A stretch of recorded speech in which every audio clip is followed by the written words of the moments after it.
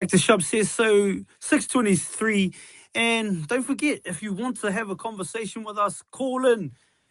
That's 0508 Radio Aotearoa. No, it's 0508 Aotearoa. 0508 268 32762. Make sure you give us a Charging call. We'd now. love to hear what your thoughts are on all these conversations that we've been getting into. Speaking of conversations, Karina, we've been chatting with Mikaere Miru, who is someone that is of Ngāti Whātua descent, and he is standing up for his people and their whenua. And for me, I love that because what he is highlighting in his kōrero is that the people have been forgotten about. The people's opinions on issues that affect them aren't being taken into consideration by iwi. And for me, I have seen this happen over and over again. And I say that as someone who has spent the last 8, 9 years fighting with my own whānau, trying to get on our whānau trust for our whenua, is that we are having to fight our own way too hard in terms of things that benefit us. And if we're having to fight our own whānau and our own hapu and our own iwi, we've got no shot of fighting against the government. And so our hapu and our iwi need to actually start listening to their people and bring us to the table. Let us be part of the conversations on the decisions that you are making on our behalf, because it seems that for a lot of us Māori, we get nothing but the blame.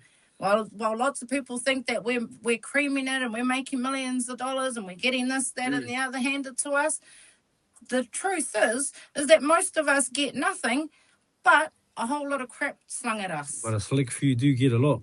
But a select few get a lot. Yeah, for sure. And Mikaere, when it comes to all of this kōrero about the Dome Valley tip build, I heard there's some rāhui that you either helped implement. Is that true? Or something like that? The first things we actually did when this became a major issue, the rāhui on the 5th of 2019, we had a huge hui. You know, this is not a taki that affects not only Mikaere, sorry to cut you off, Mikaere. I just want to ask you, for those who may be listening that don't understand what a rāhui is, can you please explain that before you continue?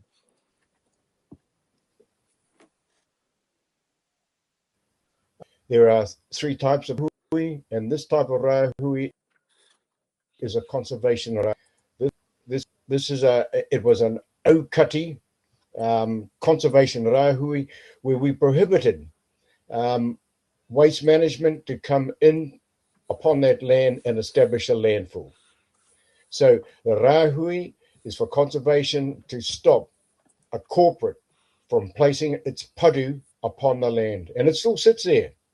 And you know, the sad part about it is some of the people in our post-settlement government entities were a part of the placement of this rāhui, without they accept to get money from the landfill in a relationship agreement, which we haven't even seen. You know, this is how underhanded our own people are. They've entered an agreement with waste management, and the iwi have no idea what that is. And so the only thing that would have changed, they're getting their money back. Yeah. So the only thing that would have changed since Ngāti Whātua were opposed to it in the past is money? Is that what you're saying? That those that have changed their mind and are trying to help push this through on the Ngāti Whātua side, the only thing that I can think of would be money. Is that your thoughts? Look, that's right. That money has been the key factor, and also there are also jobs that they're going to get out of consenting to the resource consent. They're going to be sitting in an entity called the Tangata Whenua Executive Committee with a digital dashboard. Can you believe that? This is how they're upholding and monitoring our tikanga, is through a digital dashboard.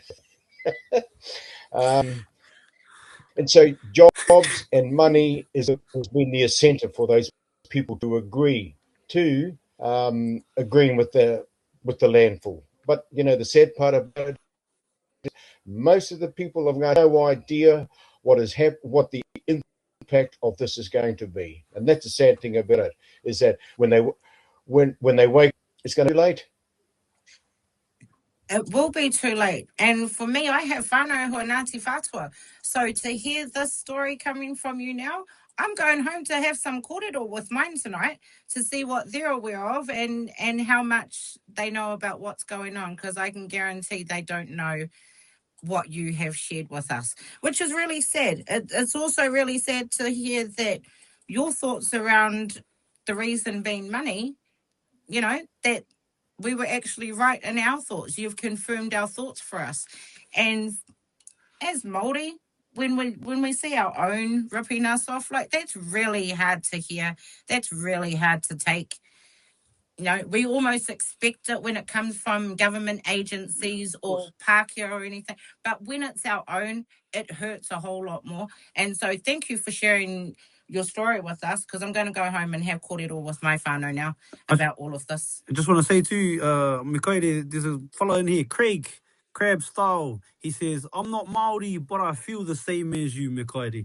So he tautokos you too. I heard there was also a Pākehā entity that was on your side of this. Is that true, Mikaere?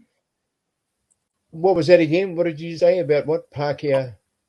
Oh, I heard there was some other group, a Pākehā group. Yes. I was told that is standing with you and your people on the side of looking after the whenua, the taiao. Yeah, that's right. Look, the community have come together, and this is what Fight the Tip. This is the organisation that we have. Fight the Tip. It's an incorporated society. The whole community have come together, and I take my hat off to the executives in this organisation, because they have had the biggest fight, more than the local iwi, in trying to stop this landfall. And one of the corrupt things was that